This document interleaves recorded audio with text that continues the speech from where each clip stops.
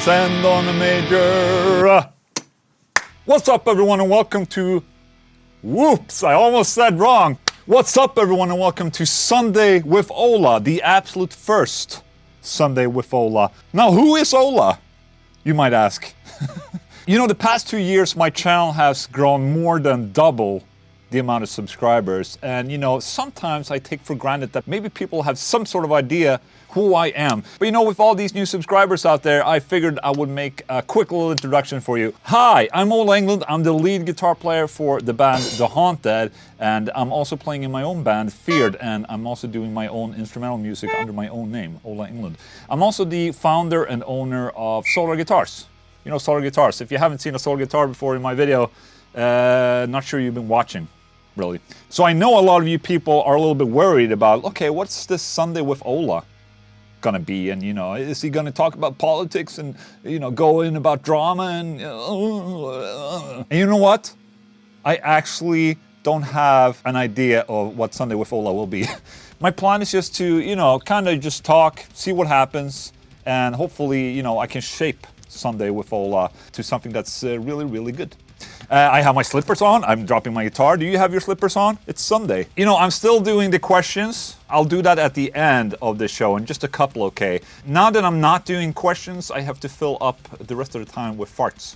No, I figured I would make this Sunday with FAQ a little bit more mixed up. I will still have the questions, more segments, you know, like Ola Tasting Shit, Riff of the Week, but also news regarding, you know, band, new releases, stuff like that. So if you have any requests of things you want me to check out, just post them in the comment section, okay? Are you guys ready? I'm ready. Let's go. Luca Risoki. Hey, Ola, what is the process? Almost got you. Do you guys remember when I had an FAQ back in the day? Me neither. News with Ola. It's not Pew News, okay? Just shut the fuck up about that. It's just me talking about, you know, news that's kind of newsworthy. So what's up in the guitar world today? Let's go check on guitarworld.com. All right, so this topic is very, very close to me and my beautiful little black heart. But Kurt Cobain's iconic MTV Unplugged Martin Acoustics is out for auction. And it's only $1 million. This is great. The customized Martin 1959 D18E is rumored to be the last guitar the Nirvana frontman ever played. You know, back in 1993, Ola was a young 12-year-old guy. I mean, just imagine me being 12 years old. And I was listening a shit ton to Nirvana. Thanks to Nirvana, I started to play guitar, okay? And the MTV Unplugged was released around this time. And, you know, I was watching MTV, I recorded the Unplugged, and I just watched it over and over and over and over again. And when the album came out, I listened to that over and over and over and over again. So I've seen this guitar so many times by watching this MTV Unplugged. And it's auctioned off for $1 million, which is, it's a lot of money for a guitar. But then again, you know, Kurt Cobain, he is a legend, gone way too soon. And I think this guitar will probably sell for probably more than $1 million, probably 1.5 or something like that. And there's probably someone out there with a shit ton of money who can afford this thing.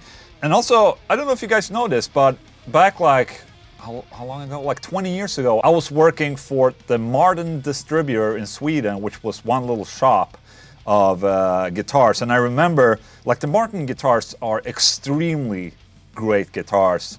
And I remember the HD28, which is their classic. It's like a dreadnought, that's what it is. The D28 is the dreadnought model. And I remember I always wanted one of those guitars. But it was like $3,000 new, which is a lot of money for an acoustic guitar. How much is it now? $3,600 for a new D28 guitar. Is it worth it? I have no idea. I'm not really into acoustic guitars. You know, I have a Washburn guitar. It makes a sound. It's over there. Now, if you have $1 million and you don't want to spend it on an acoustic Martin guitar, there is another thing you can spend your money on, because someone is auctioning out the world's largest Zakk Wylde signature collection. With Gibson guitars, Wylde audio, and shit. I mean, these are cool. These are the Gibson Les Pauls. They look great, to be honest. And, you know, this little ugly thing right there. So amplifier as well. this is world's largest Zakk Wylde signature collection. There's a bunch of Les Pauls, Zakk Wylde, Bullseyes, Flying V's, Wylde audio guitars, a Marshall JCM 800 Zakk Wylde signature head and cabinet, 18 hardshell cases and 6 gig bags, a Zakk Wylde leather jacket, t-shirts, DVDs, etc. And the buy it now price is $110,800.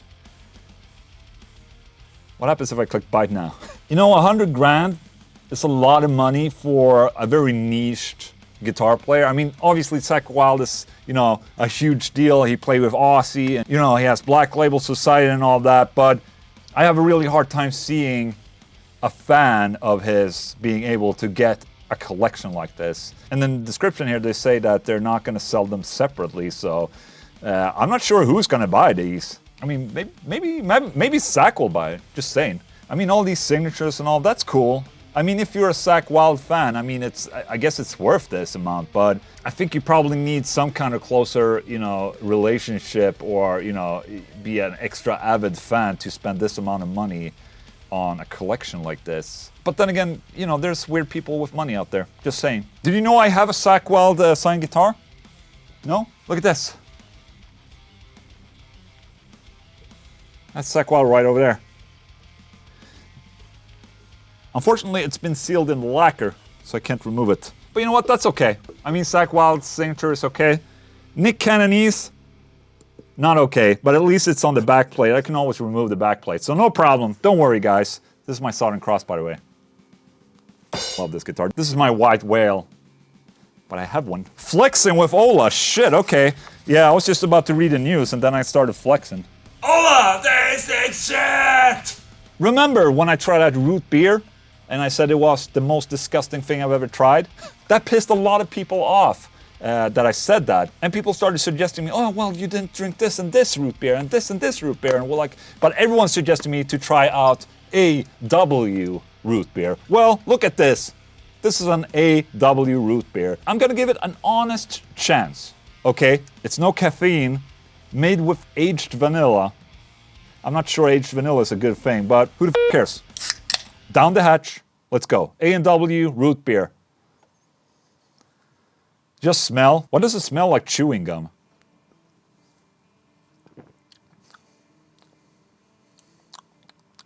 You know, this has the same taste as my mouthwash. So it's basically like drinking mouthwash. I don't understand how people can sit and enjoy drinking mouthwash like this. Doesn't make any sense. So what's the verdict for A&W root beer? Blows.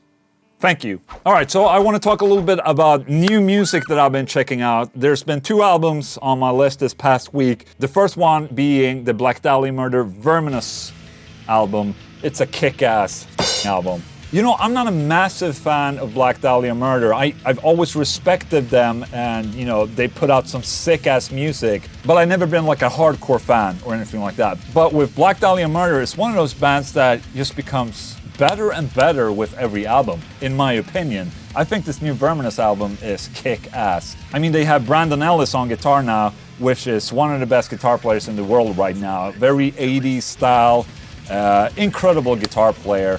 You know, Trevor's lyrics are out of this world, obviously, and he's actually been a big inspiration of mine when it comes to lyric writing, when I've written lyrics for Feared and whatnot. It's just a sick, solid sounding album with a shit ton of riffs. I think it's just more riffing in general if you compare it to the previous album, and it's just it never gets boring.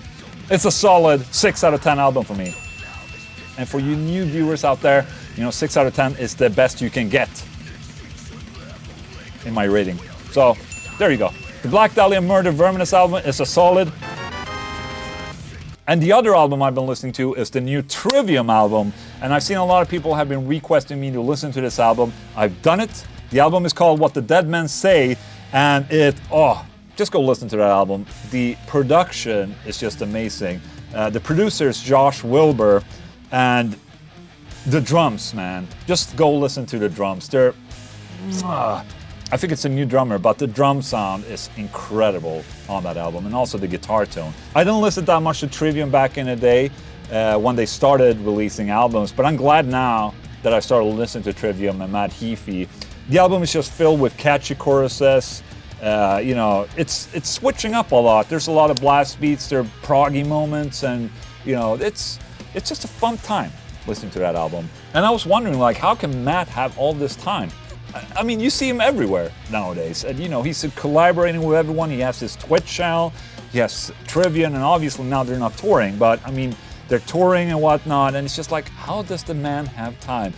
That is something I truly, truly respect. You know, he seems like a super hardworking man, and that gives me a boner. Riff of the day. All right, so we come to the segment where I do a riff of the week, but I'm also gonna give you a riff challenge, okay? So something I would do for the Sunday with Ola, and as you might have seen in the beginning of this video, I had a short segment of music happening just before I started.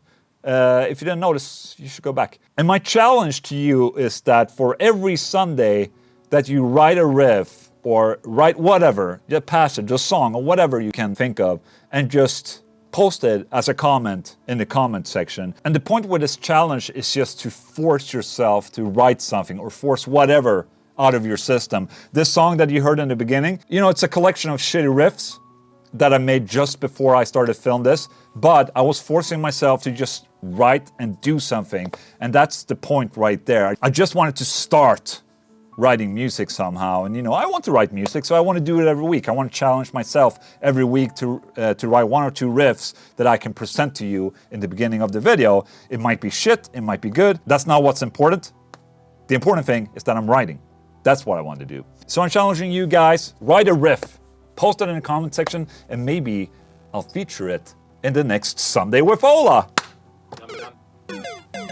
All right, but we're still having a riff of the day that I'll show you, and I figured I would show you the clean passage of The Sun and the Moon, and you need a drop D guitar for this. And this riff incorporates both picking with your pick and also using one finger to pluck another string. So we're gonna get down and dirty into this, okay? So the passage I'm talking about goes like this.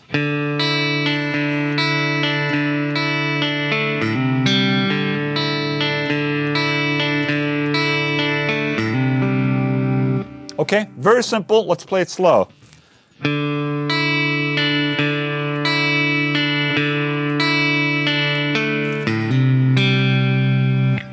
So as you can see, the absolute last note in this passage, I pluck with my off finger. So it's a hammer-on. And then the rest of the segment also has one of those few finger things, so.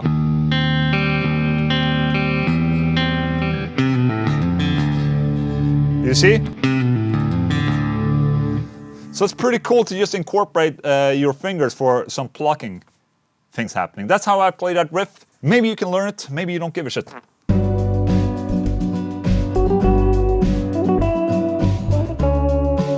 What's up? Hi. How you doing? Good, how are you? I'm good. That's good. You want to hear a riff? Sure.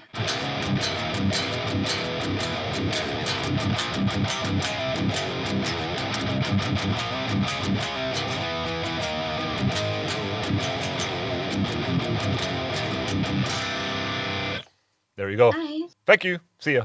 You wanna play something, man? I can play something. Just play anything, man. I don't Any? Do you have any requests? come You can to- request anything from Bolt Thrower to Necrophagist. Pantera. Okay, see ya. Yeah, you're fine, dude. See. All right, it's time to check out some questions. Let's go. Peter is asking, in the Coffee with Keith video, you guys talk about how you personally connect to a song, sitting in that cabin or in the car when he came up with Pillars of Creations. Do you have any stories like that? And yes, if you haven't seen my Coffee with Keith, you can go watch it.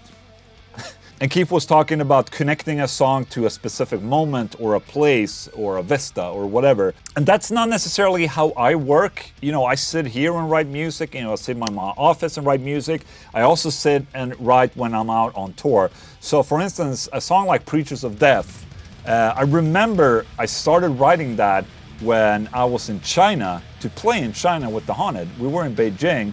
I think it was 2013 or 14 or something like that. And we were touring for Exit Wounds, the album. And I remember sitting in this stale-looking hotel and hotel room, and I wrote this. Okay, let me.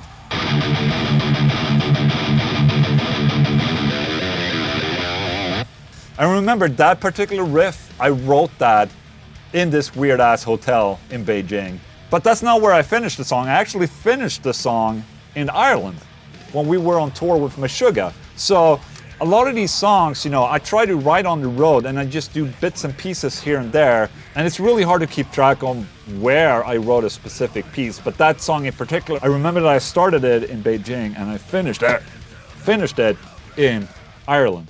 So there you go. Luca Risuki. Hey Ola, what is your process into writing solo material? I'm curious as to that because I'm working on my own material and would love to get your feedback and inspiration to work further on my stuff. Thank you for the great content. Keep up the work. So as I said in the previous question, the way that I work is that I like to work in bits and pieces of a song. I like to work on more than one song at once. And you know, I can jump into Logic in one song, you know, work out a riff, and then I feel like, okay, I'm not getting any further with this. I jump into another song and continue there, you know, and then I do something there. I feel off, I go back to the previous song, and I just go back and forth like this. That's why I like to work in the one and the same project and have all the songs in one and the same project. So I can quickly jump back and forth in between songs. I think this, for me, is a very efficient way of writing songs. You know, if I'm working on a song and I'm making a really cool riff, but it doesn't fit that song, if it doesn't work there, I can check the other songs and see if it will work there, or if it turns out to be a completely new, separate song. I just like this, you know, skip and hopping around. And eventually when the music becomes more and more finished, you know, it's easier for me to visualize the dynamics in between songs and whatnot. So in the absolute beginning of the songwriting, it's not something romantic in that sense. It's very like, you know, riff here, riff there, drums there. It's as boring as can be. But as the song shapes up, you know, I start hearing other things about it that I can work on. And, you know, after a while, it becomes more of a, you know, piece of music that I can fall in love with, if you understand what I'm saying. So at first it's really hard for me to picture how a song will turn out. But usually after I've written like a verse, a chorus, and then maybe an interlude, that's where I get a clear picture of what this song is going to be, or how it's going to end up, basically. And you know, even at the mixing stages, I can still go and change up the songs and the riffs, you know, to fit the production as well, because at the end of the day, it also has to fit your production. If I'm writing a solo and the solo changes, like, okay, then I just change the rhythm part. So the rhythm part matches the solo or helps the solo. So I never consider a song being completely finished until it's mixed and mastered by someone else. Then I can't change anything, because then I would be an asshole to ask them, like, could you switch this and this and this? And yeah. So it's an ongoing process that just keeps on happening, you know, throughout the whole recording process as well. So there you go. That's my little answer for you. And that, my friends, was the first Sunday with Ola. You know, I didn't want to overwork this first Sunday with Ola, because if I did like a kick-ass Sunday with Ola, the absolute first one, people would be really happy, and then, you know, their expectations would be way too high, and I wouldn't be able to deliver. So I kind of, you know, dumbed down your expectations a little bit. Just more farts, just more chill, basically. Also, me and Luis just received the vinyls for Sun and the Moon, and I'm gonna start and sign them all, number them all, and all that, and then we're gonna start ship out the vinyls, okay? And if you haven't gotten yours already, there's still a chance to purchase a 7-inch vinyl. Guys, thank you so much for watching this Sunday with Ola. A huge heartfelt thank you to all of my beautiful, beautiful members. I'll see you on Discord later. And thank you for watching. Is that okay?